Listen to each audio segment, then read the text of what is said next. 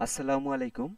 আজ আমি আপনাদের সাথে একটি গুরুত্বপূর্ণ বিষয় নিয়ে আলোচনা করব, সেটি হচ্ছে ওয়ার্ডপ্রেসের রিড মোর বাটন বিষয়ে।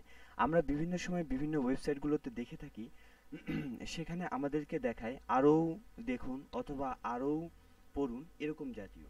তো আমরা ওয়ার্ডপ্রেসে খুব সহজেই এই কাজটি করতে পারি। এই কাজটি করার জন্য বিশেষত আমরা যে জায়গাটিতে আমাদের রিড মোর বাটনটি অ্যাড করতে চাচ্ছি, প্রথমে সেই জায়গাটিতে ক্লিক করুন।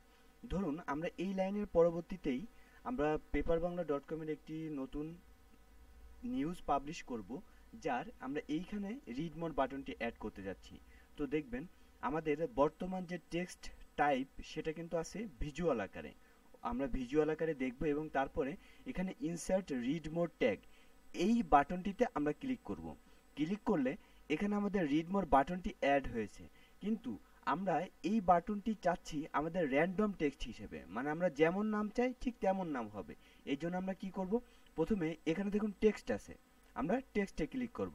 টেক্সটে ক্লিক করলে এটা মূলত আমাদের টেক্সট আকারে হয়ে গিয়েছে। তো এই যে জায়গাটা দেখুন আমাদের মোর কথাটি লেখা আছে, এখানে আমরা প্রথমে একটি স্পেস দিব। স্পেস দিয়ে আমরা এই লেখাটি কেটে দিব।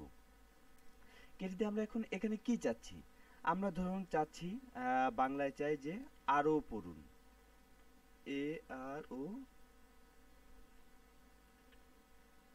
আরও পড়ুন, আমরা এই কথাটি চাচ্ছি। ব্যাস, এই কথাটি দিয়ে আমরা যদি পাবলিশ করে দিই আমাদের কাজটি খুব সহজে হয়ে গেল।